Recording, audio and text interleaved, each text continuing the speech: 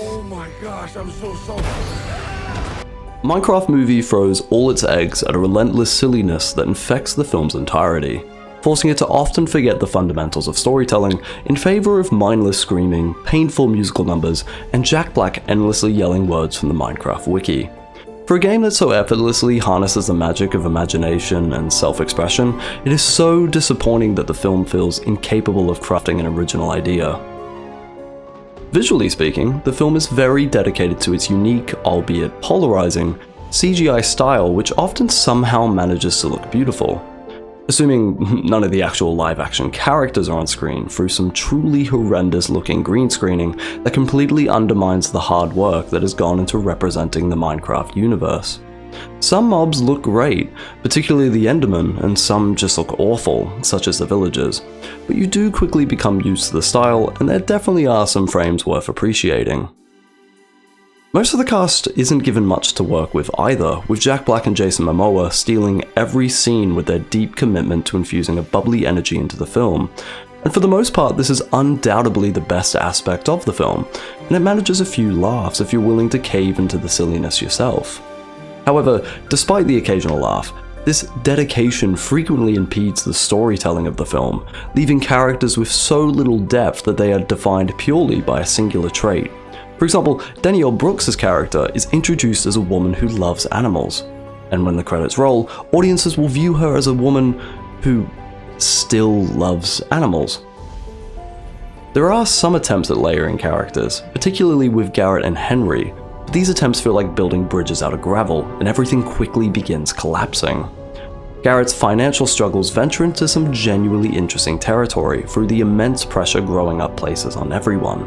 However, not only do these issues seemingly solve themselves with little justification, but an overall message of finding the balance between embracing your inner child while still understanding your demands as an adult are completely abandoned in favor of a somewhat kick-ass ending musical number.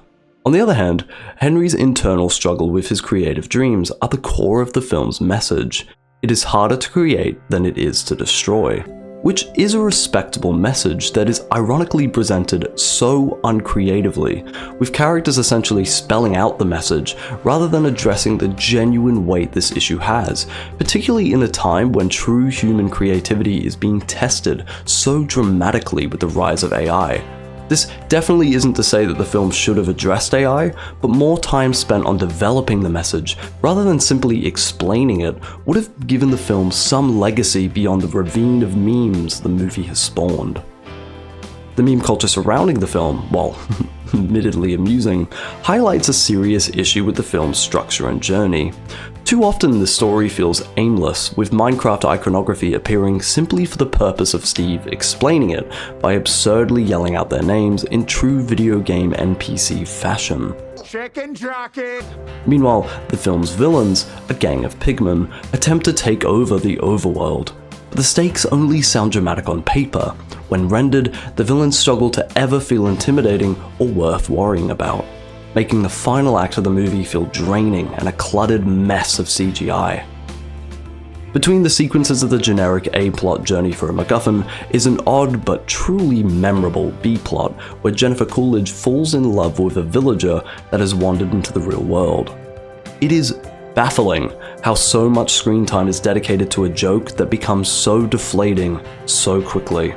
With such a short runtime, it feels so frustrating how a singular, tiring joke robs so many of the underbaked elements of this film more screen time. Other jokes in the film also share this awkward sense of discomfort, given how overstretched and forced they feel.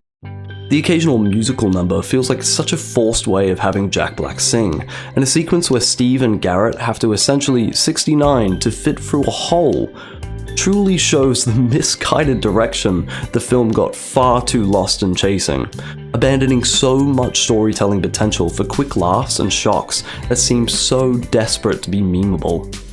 The film ultimately feels so clueless on what to do beyond throwing Minecraft's characters at the screen and hoping Jack Black and Jason Momoa make it work. And to some extent, they do.